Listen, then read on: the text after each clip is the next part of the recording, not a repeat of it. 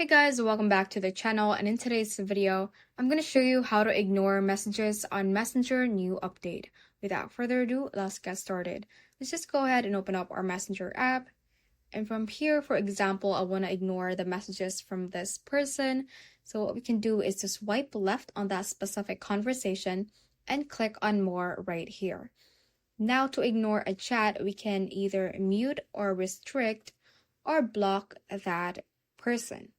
First, we can mute that chat. For example, let's click on mute and we can mute the chat and click on until I change it. So that will mute the chat. Basically, muting the chat will let you not receive notifications from that conversation or from that person from Messenger.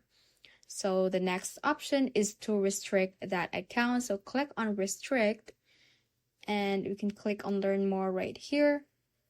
And this is how restrict works. So we can remove that conversation from the chats list so you won't get message notifications. So basically, that is also ignoring the messages from that person. We can also hide your activity from that person, and then we can unrestrict that person as well if you'd like. So to unrestrict or to unignore that person, we can click on our profile icon at the top left. Click on privacy and safety and click on restricted accounts right here. Click on that specific account and click on unrestrict.